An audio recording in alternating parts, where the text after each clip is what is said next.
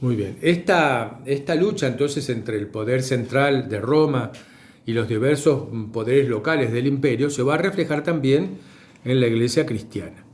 Por un lado, nosotros vamos a tener un foco de la iglesia que es muy funcional al imperio, que es centralizada, que está asentado en los centros de poder, que es la ortodoxia romana, y por otro lado, en la medida que nosotros nos alejamos de Roma, sobre todo en la costa norte de África, hay una gran cantidad de comunidades cristianas que son contestatarias, que no siguen pacíficamente el dogma romano, o el dogma romano alejandrino, ¿verdad? Sino que van a hacer resistirse profundamente a la forma de ver el cristianismo por parte de los obispos de Roma y de Alejandría en muchos casos.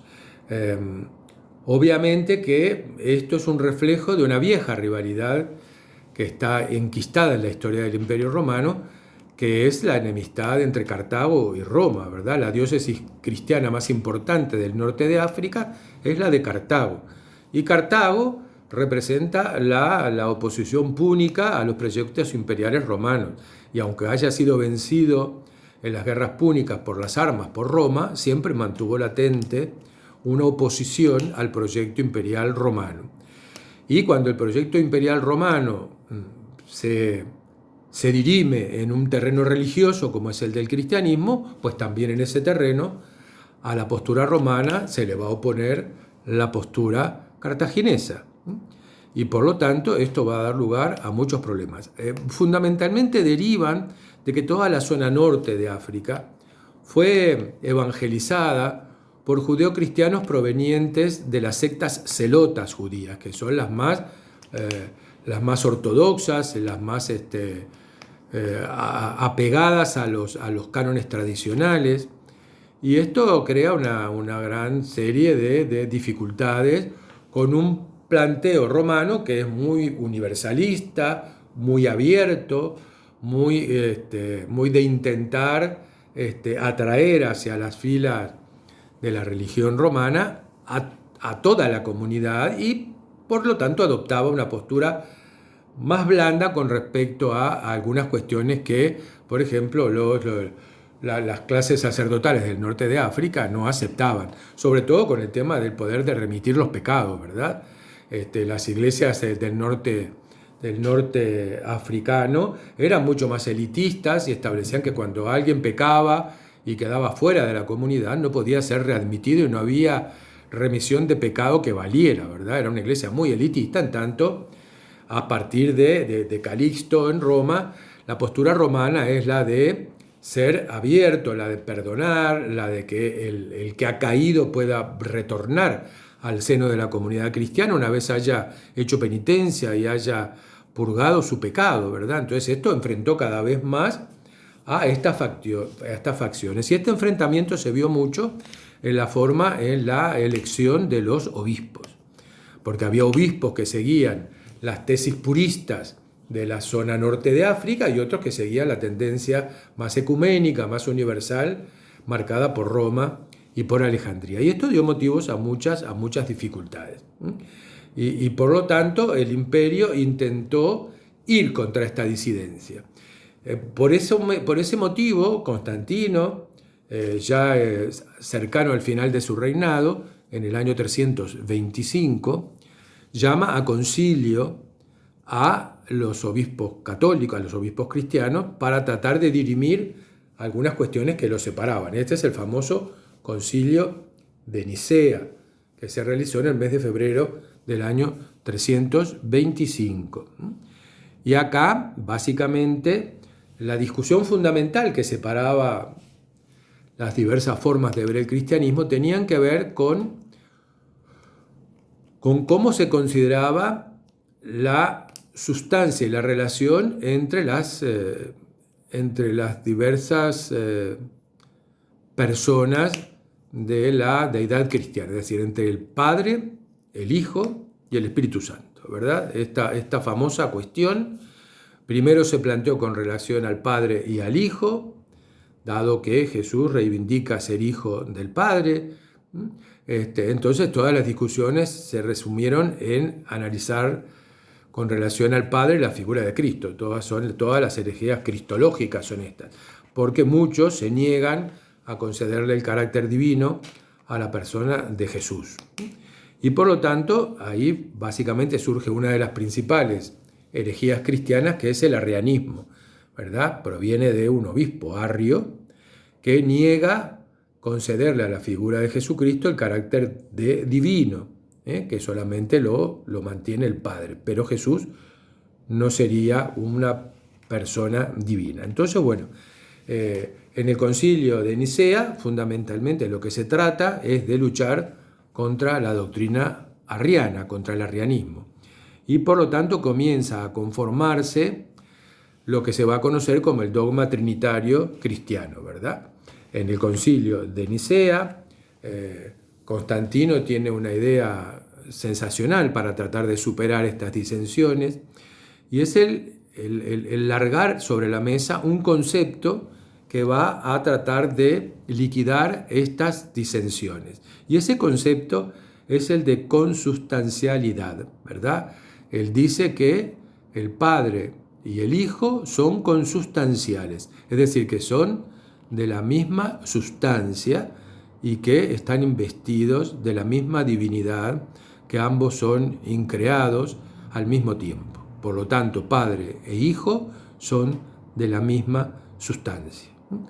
Esto debería cerrar la discusión de aquellos que niegan la divinidad a una de las dos figuras, o cosas por este estilo. Bueno, esto es lo que una de las tesis del Concilio de Nicea establece en aquello que es el origen del credo cristiano.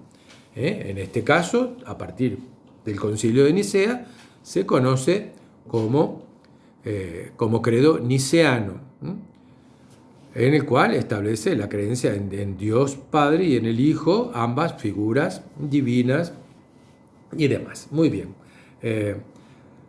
Las discusiones, de todas maneras, no terminan, sino que continúan durante el tiempo, durante las décadas siguientes. Muere, obviamente, Constantino. Hay un par de emperadores que tratan de volver un poco hacia atrás las cuestiones con el cristianismo.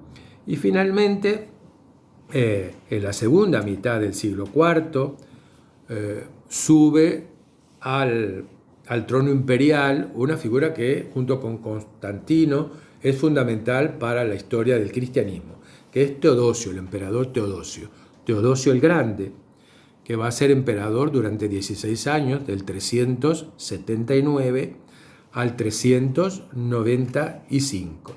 Es el último emperador que mantiene el poder imperial en el total del Imperio Romano. Va a ser el último emperador de toda el área romana. A partir de ahí, irremediablemente, el imperio se partirá en dos partes, ¿verdad? En la parte occidental y en la parte oriental. Los que suceden a Teodosio cuando muere serán sus dos hijos, Arcadio y Honorio, ¿verdad? Que Arcadio va a ser el hijo que va a quedar con la porción oriental del imperio, con capital en Constantinopla, y Honorio va a ser el que quede con la mitad occidental del imperio, con capital en Roma.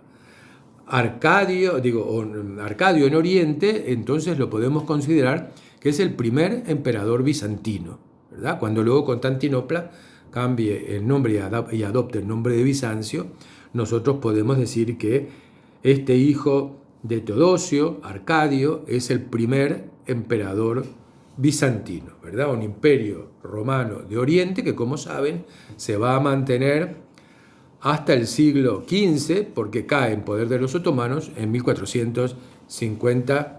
¿52 o 53? Tengo duda, creo que 52. 1452, un poquito antes del descubrimiento de América, ¿verdad? Ahí recién cae el imperio romano de Oriente. Muy bien. ¿Qué es lo que hace Teodosio? Visto que las discusiones en el seno de la cristiandad, más allá de lo que se había decidido en el Concilio de Nicea, no terminaban de cuajar y había muchos problemas, en esta época se llegaban a contar cerca de 150 o 160 formas diversas de entender el cristianismo, ¿verdad? Y Teodosio quiso centrarse en apoyar la línea de la ortodoxia romana. Con Teodosio empieza la persecución a los paganos. Él es el primero que destruye los templos paganos, es el que apaga el templo el fuego de las vestales, el que descabeza toda la clase sacerdotal pagana, el que actúa, no ya la persecución que inicia Teodosio, no es solamente contra el cristianismo disidente, sino contra el paganismo que impide la consolidación del cristianismo. Y para terminar, o intentar terminar con las disensiones en el seno del cristianismo, ¿verdad?, que sobre todo eran muy frecuentes en la parte oriental del imperio, llama a un concilio. Es el que se considera el segundo concilio de la Iglesia cristiana. El que se va a realizar en el año 381 en la ciudad de Constantinopla. El año anterior al concilio de Constantinopla, es decir, en el año 380, es al año siguiente de haber asumido el trono imperial. Teodosio reina del 379 al 395, recuerden. Entonces, en el 380, en el primer año que tiene el mando, él lanza un edicto fundamental en la historia del cristianismo, que es el edicto de Tesalónica. En el edicto de Tesalónica, Teodosio decide nombrar a la religión cristiana como religión oficial del imperio. Ya no es una religión tolerada, ahora es la religión oficial. En base a ese edicto de Tesalónica es que él comienza la persecución a los paganos e intenta poner remedio a las divisiones y disensiones que hay en el seno del cristianismo. Y para eso llama a concilio. Pero ¿a quién llama a concilio? No llama a los obispados de Occidente, porque ahí no hay problema. Llama a todos los obispados y a las iglesias orientales. Y por lo tanto, el Papa Dámaso, que es el que en este momento es obispo de Roma, no concurre, ni ningún otro obispo occidental concurre a este concilio de Constantinopla. Concurren todos los representantes de las iglesias orientales, ¿verdad? Y aquí lo que se hace en el concilio de Constantinopla es reformar y completar lo que se había hecho en el concilio de Nicea. Es decir, que se va a completar el credo cristiano. ¿Verdad? El credo cristiano, ¿por qué? Porque apareció en el intermedio otra herejía, una herejía que es la herejía macedonia, o también conocida como neumatómaca, con PN, de pneuma de alma, pneumatómaca, ¿verdad? Esta herejía era una posición que, si bien aceptaba la divinidad y consustancialidad del Hijo con el Padre, no aceptaba esto mismo para el Espíritu Santo. Y por lo tanto, lo que hace el concilio de Constantinopla es completar el credo cristiano, haciendo que la consustancialidad abarque al Padre, al Hijo y también al Espíritu Santo.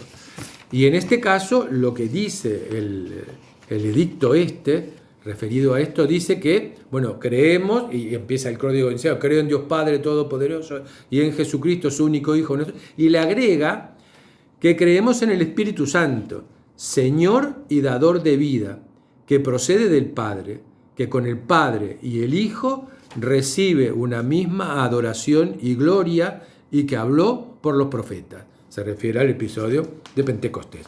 O sea que acá, finalmente, en el 381, con el concilio de Constantinopla, queda conformado in totum el dogma cristiano trinitario.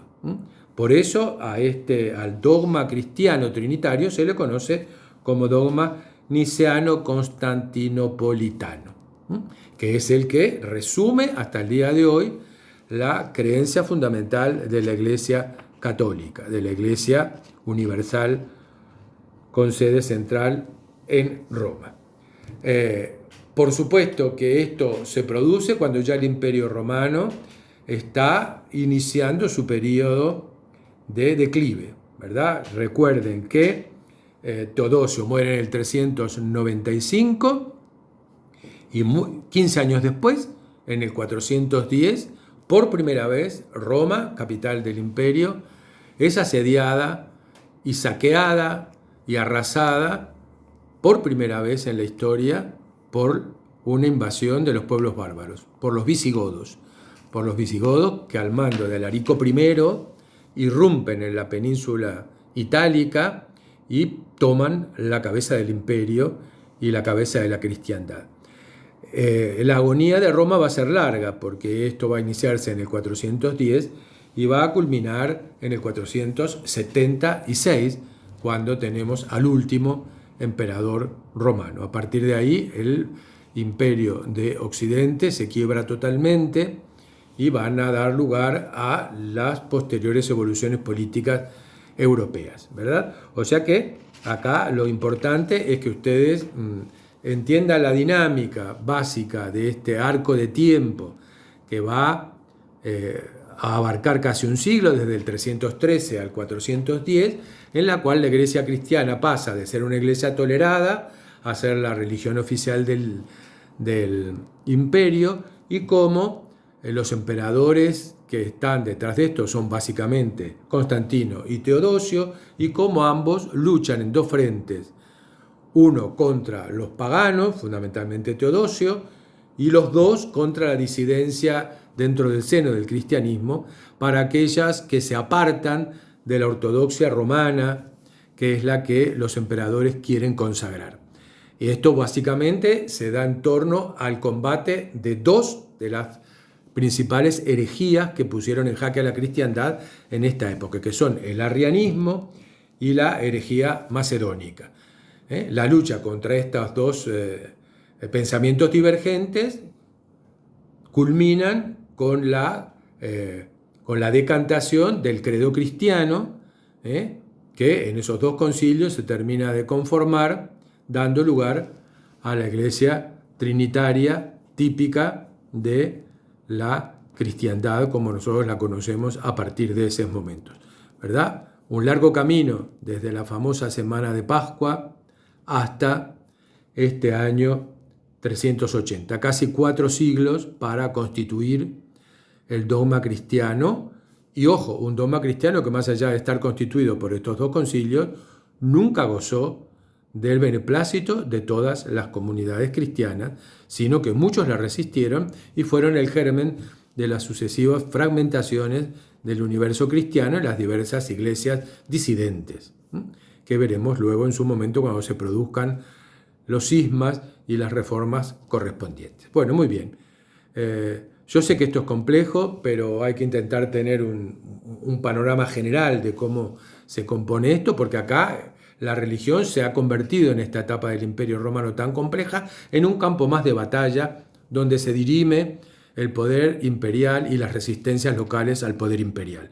O sea que el campo de lo religioso es un campo importante de esta lucha general por el poder. Muy bien, espero que sobrevivamos a este mal tiempo asqueroso que tenemos. Cuídense mucho, recuerden que este es el último video que vamos a tener de esta forma. A partir de la semana que viene serán sustituidos por los Zoom de los jueves a las 17 horas y sus correspondientes grabaciones. Bueno, disfruten mucho y nos estamos viendo. Un beso grande para todos.